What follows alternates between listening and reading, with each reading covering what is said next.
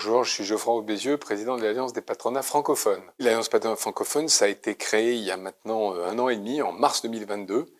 Elle regroupe aujourd'hui 27 organisations de 27 pays différents. Elle a été initiée par le MEDEF quand j'étais président du MEDEF, mais elle regroupe les équivalents ou les correspondants du MEDEF dans ces pays-là. Son objectif, c'est de prospérer ensemble, c'est le slogan qu'on a choisi. Et donc, il y a plusieurs activités. On se réunit 1 à 2 fois par an dans ce qu'on appelle la REF, la rencontre des entrepreneurs francophones.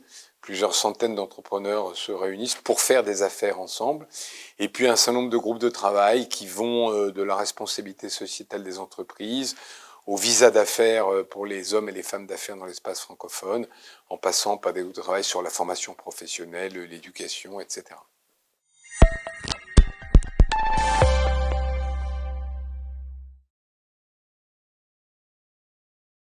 Alors, on peut raisonner de 2 manières, soit en géographie, soit en secteur. La géographie, historiquement, c'était évidemment des investissements plutôt nord-sud.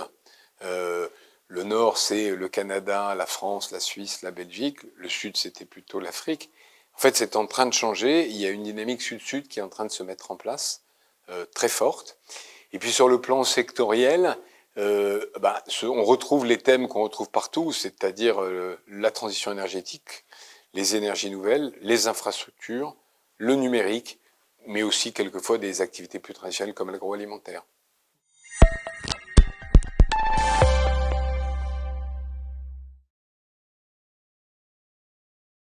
La francophonie, c'est d'abord une langue au commun. Et la langue, ça facilite les contacts, les échanges de cartes de visite, donc les discussions d'affaires, donc les contacts, donc les contrats se font plus facilement. Après, il y a des secteurs qui s'y prêtent plus. C'est sûr que la formation professionnelle, l'éducation, le numérique, où la langue joue un rôle important, évidemment, c'est un facteur d'accélération.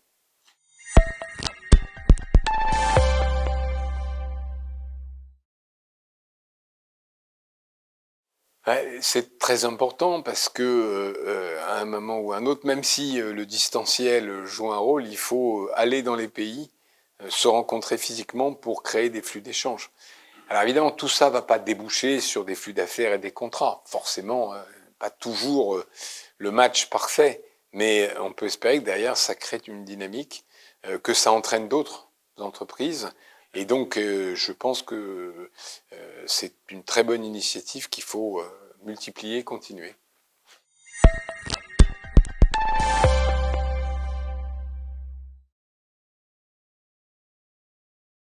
Oui, c'est la 3e langue pratiquée dans le monde des affaires. C'est 16% du PIB, 300 millions de locuteurs aujourd'hui, probablement 500 ou 600 dans quelques années avec la croissance démographique qu'il y a en Afrique. Et c'est une langue d'affaires pour toute une communauté. Alors bien sûr, il y a la domination de l'anglais, mais je pense que le multilinguisme, pas seulement d'ailleurs la francophonie, d'autres langues, est une force. C'est une force pour les entreprises qui la pratiquent, pour les salariés, pour les cadres qui la pratiquent, et elle permet d'aller plus vite et d'être plus efficace dans les relations d'affaires. Il ne faut pas opposer l'un à l'autre, c'est-à-dire qu'il faut parler anglais, parce qu'effectivement, il y a une partie du monde qui ne parle pas français. Mais le fait de parler anglais et français, et sa langue natale, quand ce n'est pas le français, est un avantage. Parce que ça permet d'aller plus vite, de contacter, de créer plus de liens. Donc ce n'est pas le français ou l'anglais, c'est le français et l'anglais, ou l'anglais et le français. Et là, on a eu l'occasion, avec un certain nombre de contacts, de passer de l'un à l'autre. Et évidemment, quand on est en français, c'est beaucoup plus fluide et plus rapide quand on est entre francophones. Il ne faut pas avoir un raisonnement, comment dire, c'est pas l'un ou l'autre. Et opposer le français à l'anglais est une erreur. L'anglais, tout le monde le parle, plus ou moins bien d'ailleurs. Et dans le monde des affaires, tout le monde le baragouine, si on dit des choses de manière un peu provocatrice. Mais quelqu'un qui parle bien le français, un étudiant qui maîtrise les deux, un jeune qui maîtrise les deux, a un avantage compétitif énorme.